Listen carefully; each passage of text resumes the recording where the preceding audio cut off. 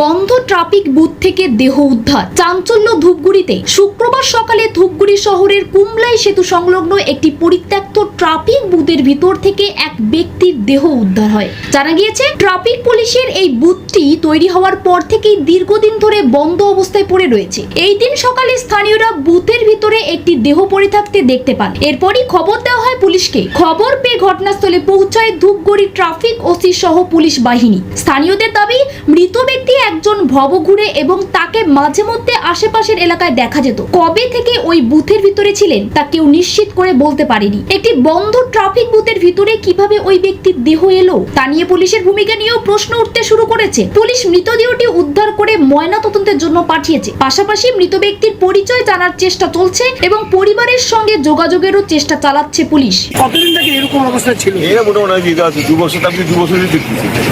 চক্রবর্তী বলছি কতদিন থেকে এখানে ছিল? প্রায় 2 বছর ধরে আমি এখানেই দেখছি।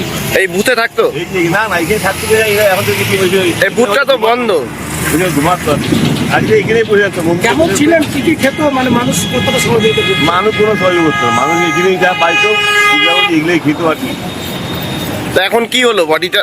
বড়িটা এখন তো রয়ে গেছে, বড়িটা নিয়ে যাবে, বাড়িতে খবর দেওয়া হচ্ছে। কটার সময় মানুষ দেখলেন? আমি সকালে এসে দেখি।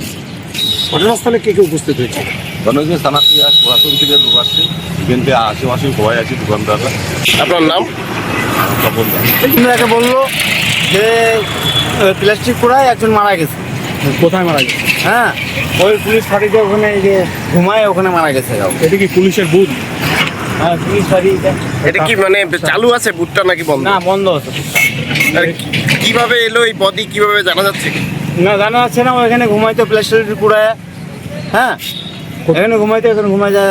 কোথাকার লোক জানা যায়নি। না, জানা জানি, আমি জানি না। পরে কি কোথাকার লোক? পুলিশ আসছিল? পুলিশ এখন খবর দেওয়া হইলো, তারপরে আসছে। বডিকে নিয়ে গেছে? বডি নিয়ে গিয়ে যায় না, আমি এখনো দেখিনি। কি নাম আপনার? আমার নাম বিজয় সাহানি।